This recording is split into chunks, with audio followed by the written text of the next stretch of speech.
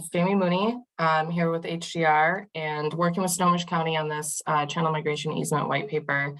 I'm in the strategic communications team with resilience and sustainability focus. I've been at HDR for about a year and a half, and I'm excited to talk to you about this today. Nick, you want to give your intro? Hey everyone, nice to meet you. I'm Nick Legg. I'm a geomorphologist with Wolf Water Resources based out of Portland. I'm probably, well, I think what brings me here most is that I've worked historically on CMZs, and this is related to that, kind of taking it to the next step. So I'm really excited to talk to you about CMEs and CMIs and all that stuff, which we'll get into in a few minutes. Thanks. All right, so I am going to share the screen here. And we'll get into it in a slide or two, but this, we built this presentation to be very interactive, and we're using a tool called Menti, which means that you will need either your phone or another browser window opened to respond to various questions. So today we're here to talk about landowner tools for channel migration. We've talked about it. Sarah just opened up with this as a conversation about the white paper, and it is. We just, in the transition from the white paper to a PowerPoint, I think we shifted exactly what we're focusing on exactly. But today we want to talk about exploring channel migration easement options in Snohomish County. And let me just change slides here. Okay. So we have three main pieces of this presentation today. Channel migration, what it is and why it's important. The various landowner incentive tools that can support channel migration and floodplain conservation. And really the most important piece is the feedback from you.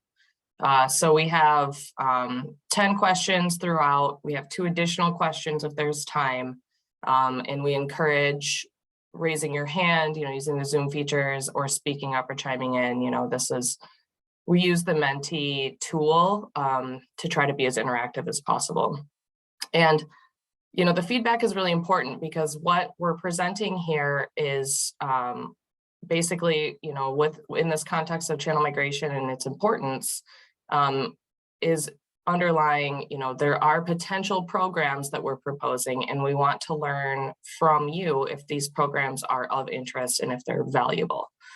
This is something that is in the preliminary phase. It doesn't, a channel migration easement program doesn't yet exist in Snohomish County, and this is one of the steps to figure out if it should. So let's get into this Menti tool. Here are the instructions for how to use it. So I'll play along with on my phone as well. So I'm just gonna open a browser and go to menti.com.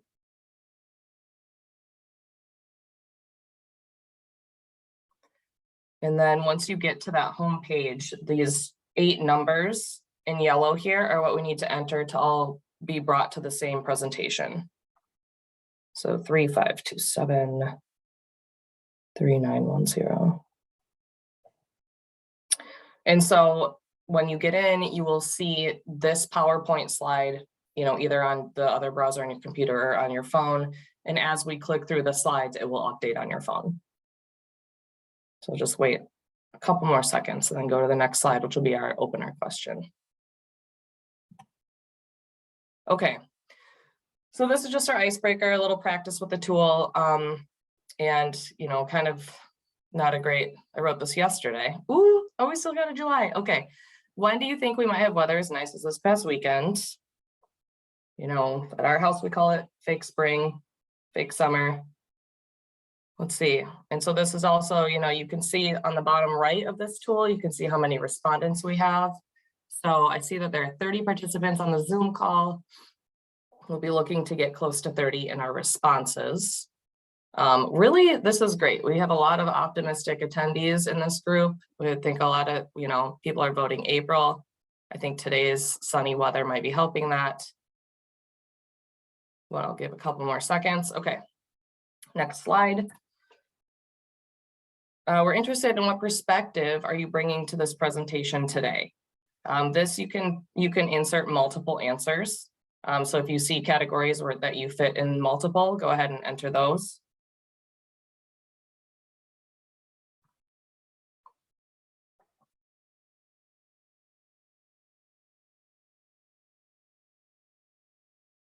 All right, this is interesting because we're asking questions for landowners. Okay, we have one landowner, one funder, 3 tribes, 4 regulators, 12 non-regulators, 2 land trusts or / nonprofit, and 7 others. Interesting. Okay.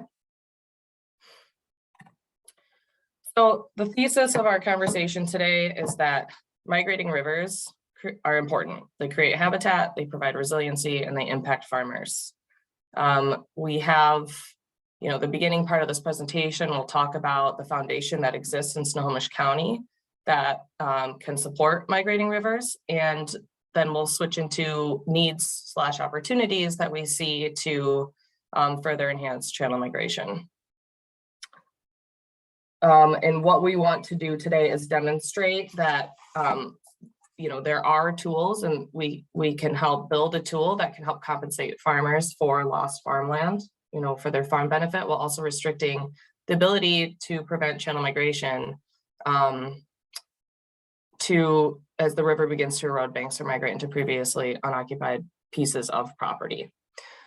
So this at a high level is a very high level slide of natural benefits of channel migration. Physically, channel migrations will create more space for the river to flow, will create natural disturbance that helps biodiversity, and it provides natural benefits like flood attenuation and ecosystem functioning. The point of this slide is to say that there are natural benefits from channel migration that we'd like to preserve. And this is where we were interested in input from you as well for this next slide of what natural benefits of channel migration are most important to you.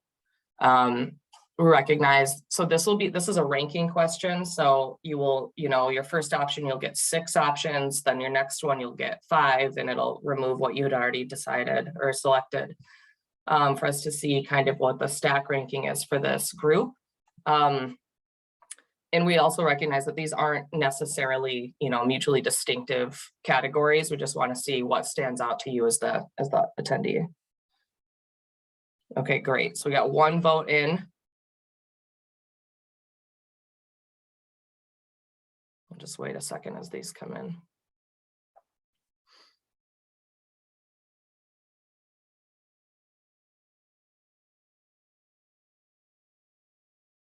So we see improved ecosystem functioning has taken the lead, with flood attenuation and water quality in second, habitat, fish habitat, floodplain creation, nutrient deposition, and then the last, channel migration doesn't benefit me.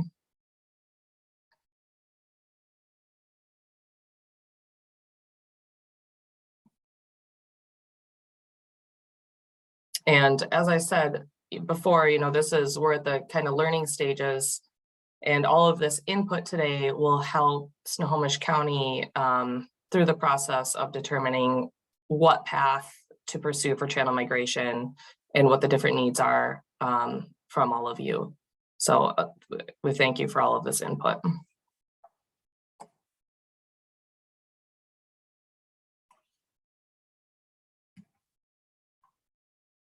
Okay, I'll just give it a couple more seconds. We see 22. I'm not responding, so we at least have the max of 29 here. Okay. Okay, so when we talk about channel migration, we're talking about 2 different processes, and this slide is to show each of these. So meander migration on the left, this is gradual. This is in response to unique stream flow patterns around meander bars or natural obstruction. And so you can see with migration, there's a side of the river that is eroding and a side that's accreting. In today's conversation, we are making sure that we talk about both sides, erosion and accreting. And then the other process that we're talking about is avulsion, which can be more abrupt, and episodic, which is more of like the wholesale shift in alignment and location of the river. So on this image, you see, the pinkish purple was the original river, and then it evolves to the blue river. These are both things that we are considering in this conversation, and they are an interdependent set of natural processes. So this slide is an example of meander migration, creating space and impacting landowners. So on the left, in both of these images, you see, the flow of the river pointed out in the river, and that is eroding the active farmland. That is, the direction that the river, the arrow is pointing to on the left. And at the same time, creating floodplain via accretion where the yellow kind of cutout is. So this highlights the need for incentives to both compensate the landowners and preserve the new floodplains. So this next is digging in more with avulsion. So this is an example where avulsion creates space and impacts landowners, where avulsion will cut the new channel, impact landowners where the new channel is created, and then at the same time creating floodplains, again here shown in the yellow area.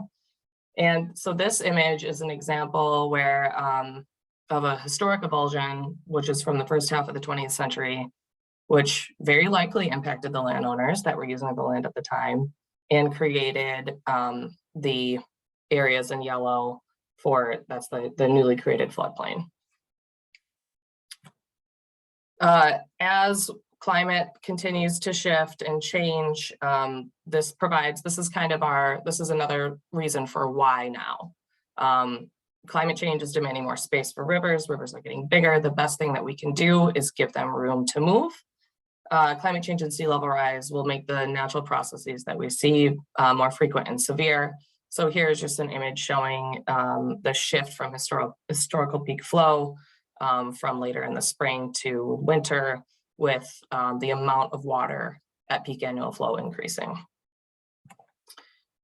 Snohomish County has a foundation to support channel migration easements via, whether it's an easement or a program or the various options that we'll present later, but there are, this slide shows the multiple departments, Snohomish County Public Works, Planning and Development, Emergency Management, Conservation and Natural Resources, as well as the various plans in place where channel migration could help shape the plan, and the plan shape channel migration and vice versa, just how everything can work together. Channel migration easements have a home.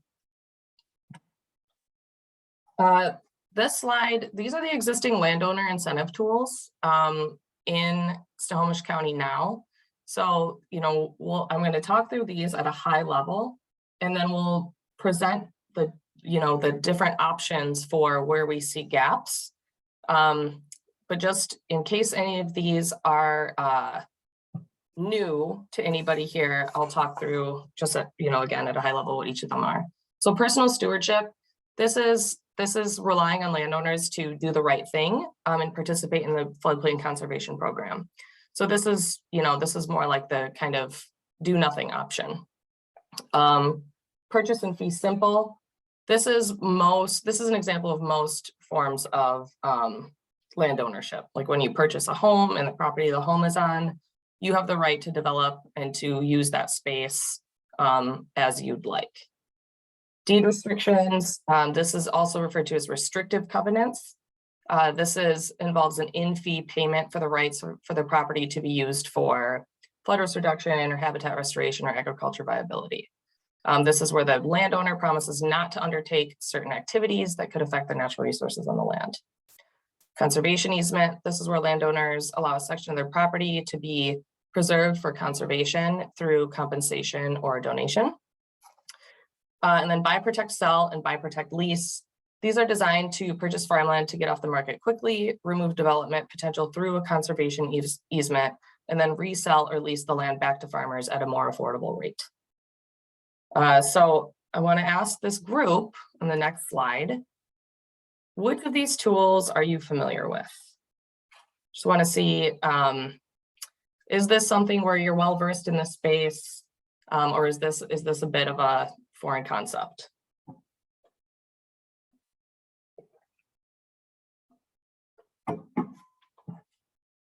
Awesome. So I did not need to give a high-level overview of each of the tools, it looks like. This is great.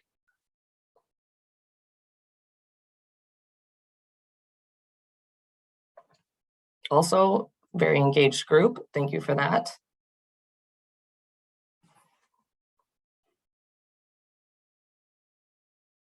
Okay, so most familiar with conservation easements, but generally pretty familiar with these different tools. Okay, and so, you know, what we see here is that we have all these great tools that exist. We have a need and we have a demand with climate change. We have a county that has the plans and the programs in place. And what we're looking for is a tool that does these things, that compensates landowners for lost land, that allows the river to naturally migrate over time, and that also preserves accreted land. The last piece of the puzzle is that we have an example where this is taking place in Montana. And this is something that we are referring to frequently in the development of our white paper, is looking at what Montana has done in their channel migration easement program. So we are using this as kind of a foundation for lessons learned for presenting new options and applications in Snohomish County. And with that, I will pass over to Nick to get into the details of our future options. Jamie, before you pass it over, we had one question in the chat, and that is, what do you mean by preserve accreted land? Nick, do you want to grab that? Sure. Yeah, so that was the example where Jamie showed the Meander migration, the erosion on the south side of the channel, and then the accreted land on the north side. And the idea is that when a river migrates, and you know, we tend to focus on the erosion side of the migration, but it's that accretion that also is kind of creating space for salmon habitat, riparian regeneration, oftentimes flood storage and attenuation. And so in order to sort of realize the benefits of the natural process of channel migration, we need to both compensate landowners for that erosion and also preserve that accreted land. This is Jason Griffith at Snohomish Tribe is my question. So meaning like protect it from, you know, being converted to, you know, some other land use, but leave it as a CMZ kind of status, like it's natural habitat. When you say preserve as natural habitat, not as available for some other land use. Yes. Okay, thanks. Sorry for the long-winded answer. No, that's good. All right, let me get back to this. Okay. Yeah, so what is a channel migration easement? Well, we have all these previous tools or these existing tools, but what we feel and what this effort is centered around is developing a tool that specifically accommodates those migrating rivers and preserves those functions and areas that are created by migrating rivers. And while at the same time compensating the owners of that land for their lost use or value of the land, but also recognizing that those areas provide a broader benefit to floodplain management. So the CME, or the channel migration easement, is really focused on this dynamic process and conserving those areas. Next slide. I pressed the arrow, sorry. Okay. So I guess I would say that it's not the process for a landowner to enter into a channel migration easement is probably not all that different from a conservation easement that might focus on riparian restoration or riparian function. So the process follows, you know, engaging landowners, finding willing landowners that want to participate or put part of their property into a CME. And so that could happen sort of in a proactive way. The county could seek out landowners that are in known erosion areas, but I think fundamentally we need landowners that are willing and interested. And so part of designing this program is thinking about landowners and their interests. Part of the process is due diligence, assuring legal compliance. There are laws associated with conservation easements. We go through appraisal to assess compensation for that easement, and then ultimately the landowner accepts the easement. So it's purely at the landowner's consent and discretion. Next slide. There are some advantages, and these might depend on your perspective, whether you're a funder or a landowner or a government person. One is that a CME would establish permanent conservation of riverbanks and floodplain areas, and not just as they exist now, but dynamically into the future as the river moves. It allows for continued agricultural production, at least until maybe the river migrates into those areas. There are potential tax incentives, and the owner retains the right to the underlying fee. The appraisal methodology is standardized, and so it's equitable. It's established under law. Really critically, we can preserve or conserve those areas that were formed through accretion, and those are the areas that really do provide that salmon habitat and flood attenuation. And this last one is important. It's a one-time payment for this perpetual right associated with the easement, and this is going to differ from the next program we're going to talk about. So this one-time payment is sort of in anticipation of the river moving into a property or moving around within a property. That's going to differ from the insurance program that I'll talk about in a minute. So these are the same advantages that Nick just presented, and we're interested in your feedback. Nick he said these are the advantages, and it depends on your perspective. So with that in mind, how strongly do you agree that these are advantages for a channel migration easement, for moving down that path with that option? And so for this, you'll toggle on your screen with the left-hand side being strongly disagree and right-hand side being strongly agree with each of the fields.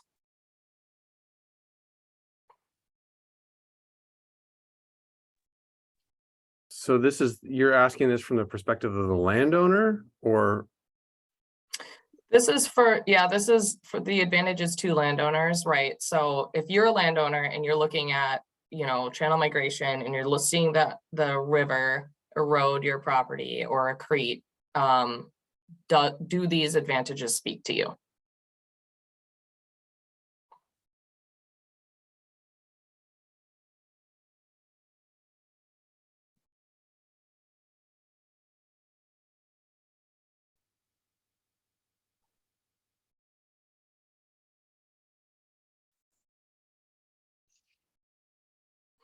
I think seeing the one-time payment be comparatively lower is interesting.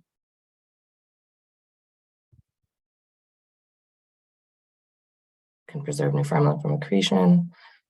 So it seems like from this group, the most clear advantage of the permanent conservation of riverbanks and floodplain areas, the owner retaining right to the underlying fee via the potential tax incentive, and the standardized appraisal methodology. If anybody wants one of the things I'm struggling with, this is Jason, Snohomish Tribe, is so if you are just basically allowing the status quo to go on in whatever footprint that you're paying the farmer for, what's the ecological advantage for that?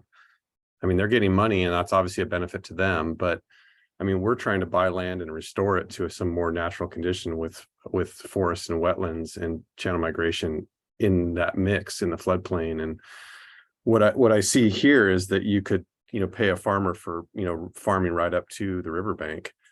And to me, that's not a benefit at all. It's maybe keeping it from being developed in some other way, but that's very different than what I thought this was going to be about. I can take that if you want, Jamie. Yeah, sure. I think it's about the river restoring itself. So we may not get those benefits right now, but when the river migrates into these areas, the river does a pretty good job at creating floodplain and creating those things we often try to build with restoration projects. So it's sort of delayed gratification on the natural benefits front, but we think it's still really critical to get that, even if it's down the road after the river does it for us. So delayed gratification is what I'm thinking. I see Scott with your hand raised and then Robin. Hey, thank you.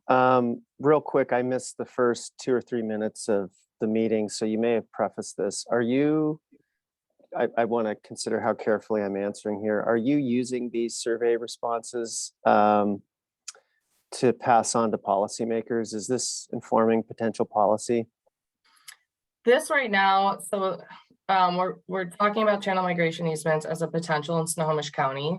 Mhm. And this is just kind of like a litmus test of, is this palatable to the different stakeholders and landowners in Snohomish County? So this is not going to inform policy. This is just kind of, this is another data point for, would a channel migration easement be beneficial in the county? I just want to add quickly that we are discussing whether this is a policy the floodplains by design program can support with the Department of Ecology. So we have funding to do this white paper. We have funding to do a pilot.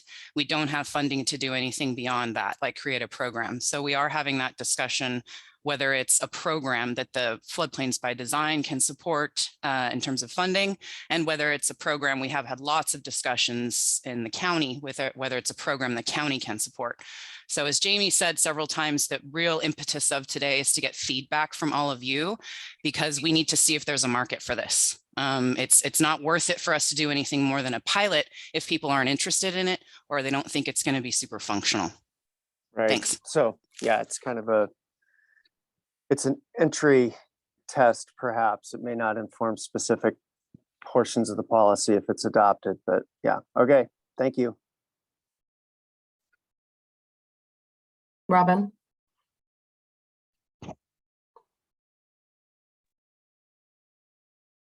Yeah, I was just going to respond to your comments, Jason. I think the way I have seen this tool is to fall somewhere in between an agricultural conservation easement and a habitat easement that you might buy on existing, riverbank or riparian area.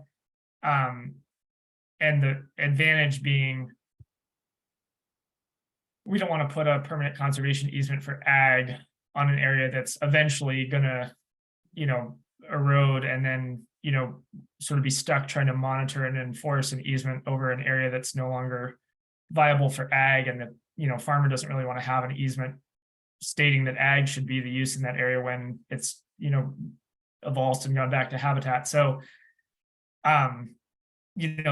absolutely right that, it might not create any real ecological advantage for fish in the short run, but it would be crystal clear in saying, once this area erodes, well, I guess, first of all, it would be crystal clear in saying you can't, armor the bank or do anything to prevent that natural process from happening. And then once it did erode, it would be a document written a little bit more appropriately to deal with the long-term, management or stewardship of that area versus an ag conservation easement, which wouldn't really be a good fit any longer.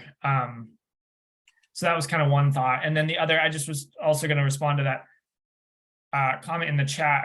I don't think anyone's proposing growing corn on gravel bars, more just, allowing farmers to continue farming in an area that may, soon erode until that land is eroded, and then obviously no more production would happen in that area. But it's again, sort of, I see it as that middle ground for someone who's not ready to put a habitat easement in place proactively, but foresees a time when they're not going to be farming up to the river anymore because the river is going to be, moving through the middle of the field, and trying to use this tool in concert with an ag easement over an area that's more appropriate for ag long-term. Thank you. And I see there's more comments in the chat. Jessica mentioning this tool is supposed to try and benefit farmers as well as preservation of natural processes. So, looking at benefits of multiple interests. And then Ellen. Yep. Okay. And we do have one more question in the chat. I'm curious about the compensation, the areas of accretion are likely to be low value, and that may not be enough to entice a landowner. You also mentioned appraising the whole property. How would that be used to develop the compensation amount? So I would say that I'm not a real estate appraiser, but I believe there's an appraisal for the portion of land that's put into the easement. It is indeed potentially low value land. And so if it is not ultimately enough of an incentive, that's something we're trying to suss out, but we haven't run the numbers really quite yet. So that's something we're thinking about. Yeah, good point. That was my question. I work at Forterra, but I don't frequently work in Snohomish County. So I work further south, but that's why I don't know anyone here. But yeah, my question, I've definitely seen that in other areas where it's not enough to kind of will a farm or a landowner to sell. And similar to what Robin was just saying, we'll talk in a couple slides about different combinations that could be considered if, just the channel migration easement or just a piece of these different options isn't quite enough to incentivize. And if I could just add real quickly, it's a balancing act too, right? So from a funding perspective, you're going to have, and this occurred in Montana, if these things are high dollar value, you're going to have a hard time having sustainable funding to support that. On the other hand, if you're a landowner, if they're not high enough, then you're not going to participate. So we've got to try to find a balance here, but we haven't had one of these appraised yet. So initial estimates are kind of just based on some of our calculations that we can get into if folks are interested. Thanks. Okay, I'm going to move on. Nick, we want to talk about the drawbacks of this program. Yeah, so I think we've touched on some of these. Easements can impact the ultimate sale price of the property in the future, but you're sort of compensated for that upfront in theory through the appraisal process. Larger acre parcels may have a higher area subject to restrictions. Compensation does not include loss of future development or income from the land. And so the key here is that appraisals are based on the land value, not necessarily the revenue a person generates from that land. And then just there are some potential survey and legal costs that go into the process, especially when there's property lines involved. I think I'll go to the next slide. So we conceptualized another program entirely that has similar end goals, and we called this the Channel Migration Insurance Program. Now, the idea came from the NFIP, the National Flood Insurance Program, but has a slightly different focus, which is on erosion. And so when we think about it as compared to the NFIP, it has a focus on land versus structures. So the NFIP is typically focused on insurable structures and losses to those. This program focuses on losses to land.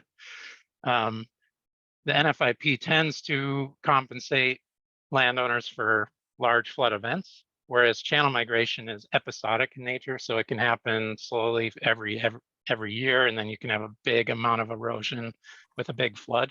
So we could structure this program to compensate landowners for those losses as they occur and at the rates they occur. And then the other thing relative to the NFIP is when we're focusing on structures, those structures are repairable. And so the compensation goes to repairing those structures. The loss of land is less repairable. You can't just kind of push the river out of the way again. And so we would be thinking about a compensation structure that compensated for the loss of land. So this is a standardized program to pay landowners for lost land and agricultural productivity that results from channel migration that has happened. And so that's the difference with a key difference with from the easement, in the sense that we're basically compensating based on actuals as opposed to hypotheticals in the future. This would require a landowner agreement, and it would also require the county to administer a broader program. And so there are some programmatic details to figure out here as well. Next slide. The process has fewer steps perhaps than the CME. There would be a set of landowner eligibility requirements. Perhaps that involves no hardening, no structures along the banks, because we're focusing on land and agricultural land. And for those landowners to preserve new floodplain that is created. Again, the funding model is totally early stages, but if it was a true insurance program, there could be premiums that and some amount of subsidies that fund the program. And then the compensation structure would be based on actual losses related to channel migration, could be lost revenue or land value. And then we have this word stepwise compensation. And the idea there is to be able to compensate for regular losses, maybe from progressive bank erosion, and also catastrophic losses maybe associated with avulsion. So trying to incorporate both of those. Next slide, please. What are the advantages? Once the program exists, this could be easier for the landowner to opt into. It is amenable to future payments with actual erosion, and there's this opportunity to partially fund with premiums, which from the, that makes the program potentially more sustainable. Next slide. And so this is the same type of question as before with the channel migration easement. So you're in the landowner shoes here, and you're looking at these advantages that Nick just described. And do you see these as advantages? A 5 all the way to the right means, yes, this does seem like an advantage for the channel migration insurance program. And a 1 means this doesn't really speak to me as an advantage. And as before, if you have any questions, please feel free to raise your hand or speak up.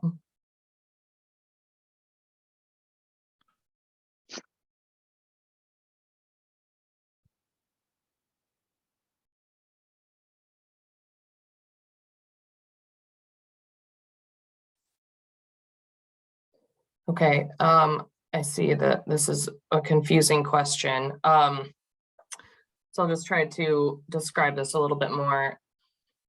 So Nick is talking about the different advantages in the different programs. And these are advantages, that you see on the slide, that through our discussions and our understanding of the opportunities that this opens up, that we're thinking this seems like an advantage of this approach. So, channel migration insurance program, that it's easier for a landowner to opt into, because kind of more of the effort for this falls to the county. That this would be a program to establish, funding would need to be figured out, that there's, a lot of effort on that end. But from the landowner, the channel migration insurance program is a bit easier.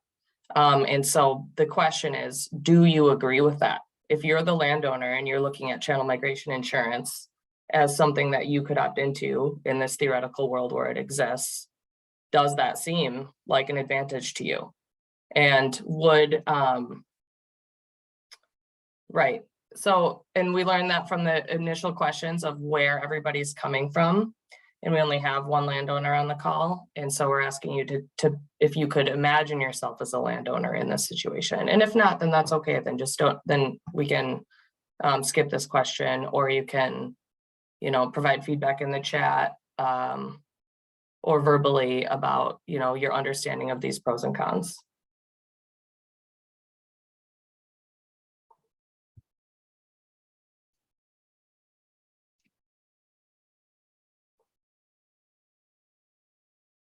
Okay. Scott right, has so- his hand up. Oh, yes, thanks. Hi, thanks. So yeah, obviously I'm with the tribal government and I'm in the environmental program coming from a particular point of view. Could you elaborate a little bit on what your intent is to capture from landowners on the second question? Amenable to future payments based on actual erosion. So Nick, so I can try it here, Nick, but this is that rather than with the channel migration easement, that's a single payment one time, that this would be payments based on actual erosion experienced. So just to come up with really easy numbers, let's say you have the part of your property that is likely to erode, that when a portion of it erodes, let's say you've decided that's $100 of property, that 10% of it erodes, you get $10 now, and then you wait until later and see what actually happens to receive the payment. So it's that, you receive a payment based on erosion experienced with the potential for additional payments if there is additional erosion. You have anything to add to that, Nick? That clarifies it. There's a lot Okay. of course, details that would go into that expectation and how those payments scale over time, commensurate with property values and inflation. So that it's an insurance program. I get it. Thank you. Yeah. Okay. Yeah, so potential drawbacks of this approach.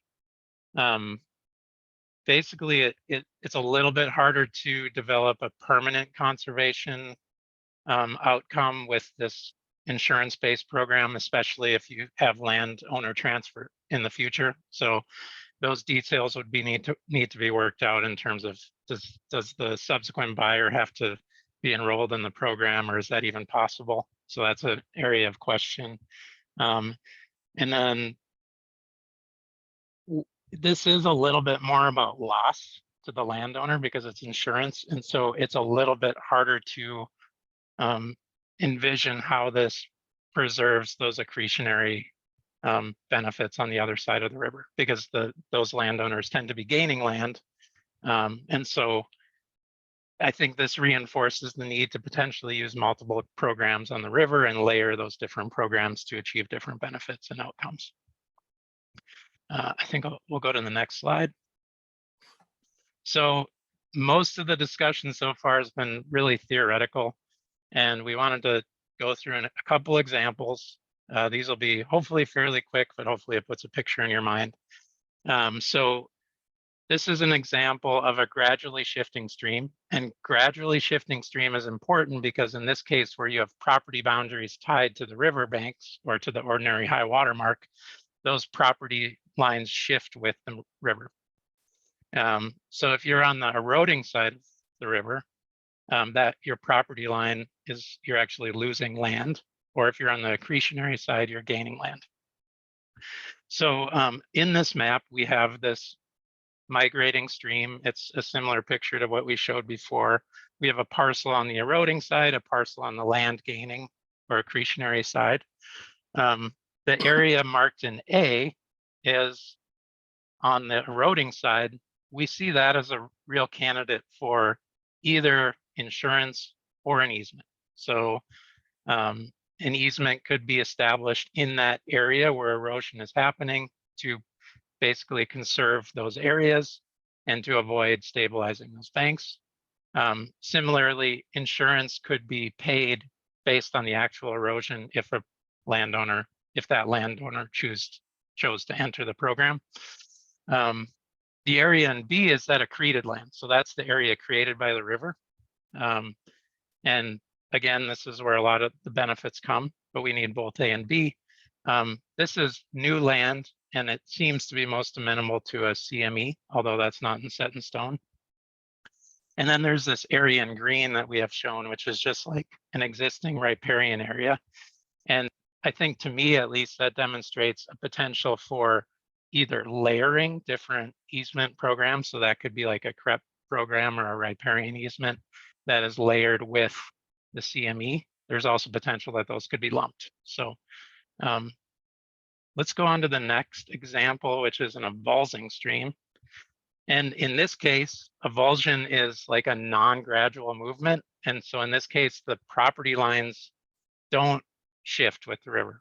According to there's some legal definitions here, but in general, that's the case. In the area in A, that's the new channel. So that's the area in blue.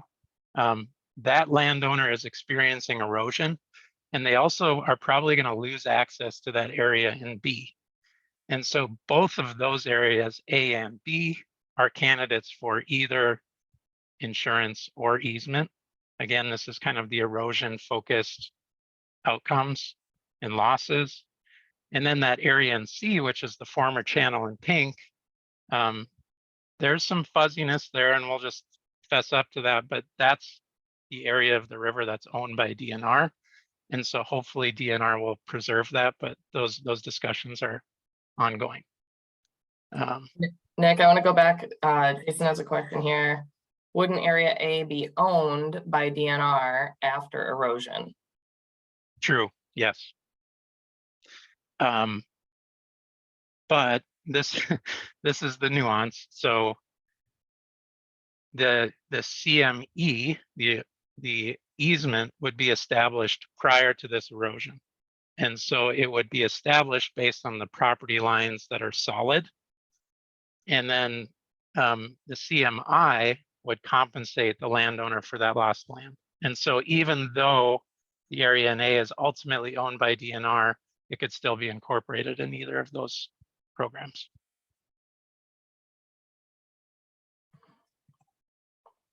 Okay. Hopefully those help.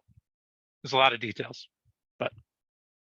And so, I think this is with what we just went over with channel migration easement and channel migration insurance.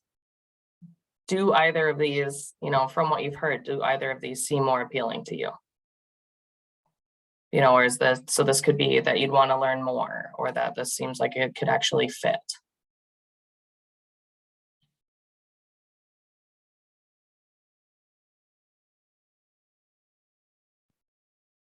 And just to kind of preface the next series of questions, we're going to ask, there'll be open-ended questions for if you picked channel migration easement, we want to hear why. There'll be open text responses.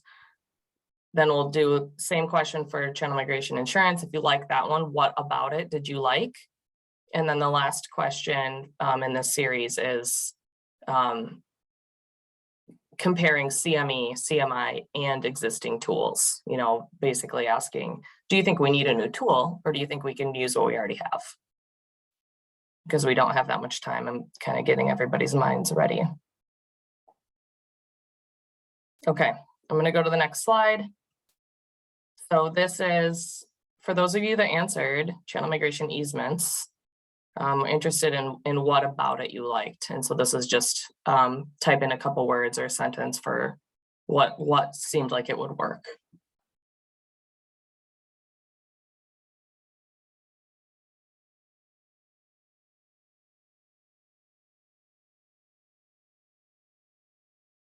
Seems more structured, simpler, ensures protection. Great, thank you for these answers. Seems clear, yeah. Ownership remains the same in perpetuity, yep.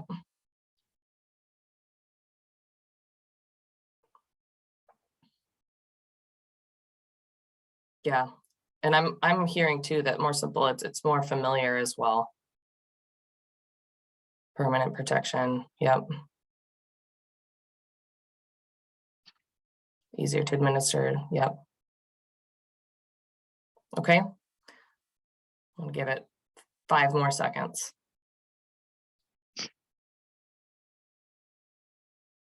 SOAL. I don't know what that means. State-owned aquatic land. Thank you. Okay, next slide.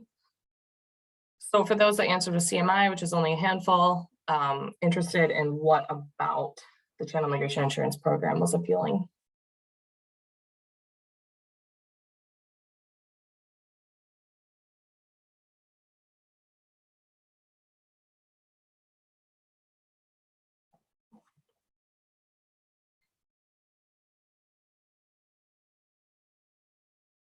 It's got to be something.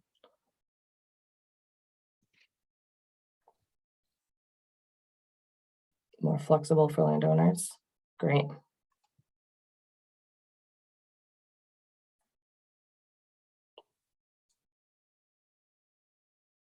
Okay, I'll just give it 5 more seconds, see if anybody else wants to chime in that selected CMI.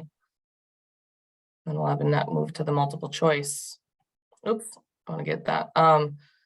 Seems like a tool that'd be better where there are a group of landowners in the same boat, such as an organized district. Oh, that's interesting.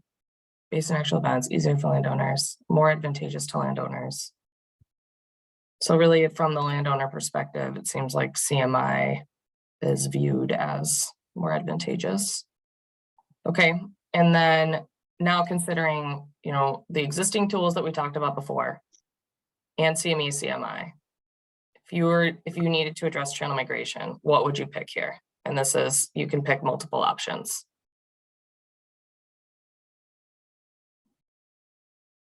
So either one or both, or you think I can get what I need with existing tools. Cool, interested group.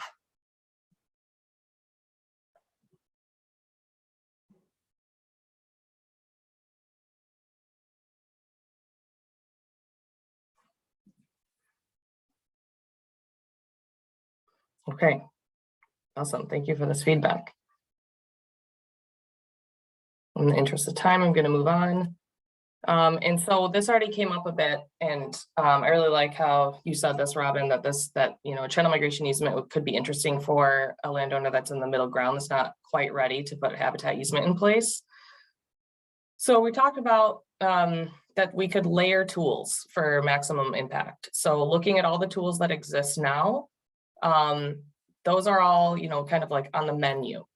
And that could, you know, in conversation with the landowners, the combination of the various tools and kind of the trade-offs of the various rights associated with the tools could fit different properties, you know, on a property to property basis.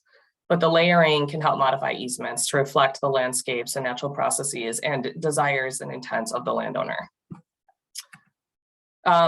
One of the last questions here is that in a prior conversation with ecology about, you know, the potential behind this, behind a channel migration easement or a program, it was the thought, you know, this would be funded via grant funding, and what are various success criteria associated with it. And so this is some of the quick answers that we had, you know, that participation and engagement in the program itself would be success. And then thinking about other metrics that you might use in a grant, it's like mileage or the acreage of riverfront or easement, the acreage of increased habitat area, and then reduced flood risk.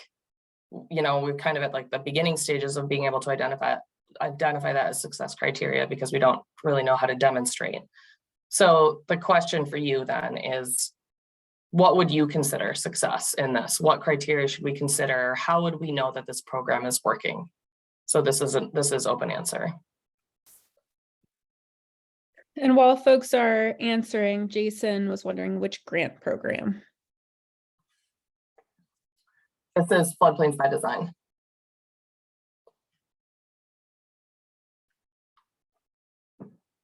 If that's the case, I think this is not, I wouldn't support this. I think we need to be focused on fee simple, long-term, deed restricted purchase in floodplains by design that competes with you know, actual on the ground habitat improvements and other things. So I wouldn't be supportive of that. And it's related to what you said earlier, that because it's not focused enough on habitat. Well, I mean, I think it muddles it, you know. So I think there's ag easements that we're already doing through floodplains by design that are clearly for ag long-term use, and then there's habitat work that we're doing that's clearly focused on fish habitat benefit near term. And at least in Snohomish, we have, really poor returns that are in dire need of work right now. And I understand what Nick's saying about kind of playing the long game, but I don't know. I think with existing funding that we can go to on the ground immediate things things like insurance and these other easements where they're still farming. I don't know. I think we need to be clear about what we're doing in this for CMZ, and for me it's setting aside land for river processes. It's very clear. I think it muddles it when you start a farming within some CMZ easement. What is it? Is it a habitat easement? Is it a ag easement? Anyway, that's just me. Okay, that's input appreciated. And I think I just wanted to, I do appreciate the input. I think I just want to point out again that this is intended to be a tool to balance interests. And so there is no other tool that compensates landowners for lost land. None of those existing tools do that. So without this, we feel very strongly like there's a gap in participation with a lot of landowners that might be willing to, as some of Robin said, some of those gap areas. So appreciate the input. Just wanted to point out again, it's supposed to be a balanced tool. Oh yeah, everyone knows I'm not biased at all, so that's good to hear other parts. All right, well, this thanks everybody for your input here. And our discussion, we have -1 minute. So for follow-up conversations, here's Jessica and Danny's contact information.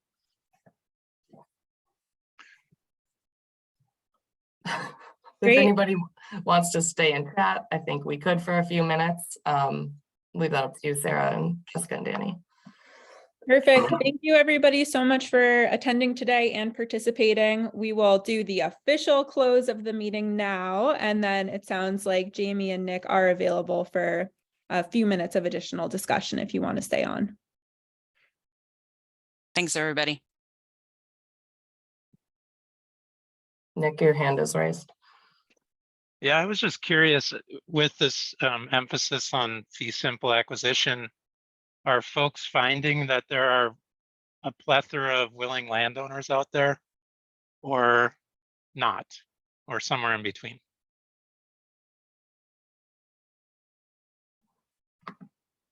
Maybe that's for Jason. Oh, okay. I love talking. So yeah, we have more landowners than money. And that has been the case for some time. So, More willing landowners than money who want to sell. yeah, Okay, that's true. that's helpful to know. I would say it's a mixed bag for the county. It's been very like channel migration episodic. We've had heavy on interest in some cases and very low on interest in others. And we've seen a mismatch sometimes in the interest we're getting from landowners relative to some of the areas where we really think are important to preserve. So I think that's also important. Darcy? I had a follow-up for Jason, if he's still here. Jason, are you getting landowners who are willing to sell their entire properties along the river, or just like a strip of, 100 feet, 200 feet directly on the river? I would say it's mostly people that want to sell entirety of parcels, but we also have done BLAs, and we're working on a BLA right now to carve off chunks along the river. So I would say it's all the above. Thanks.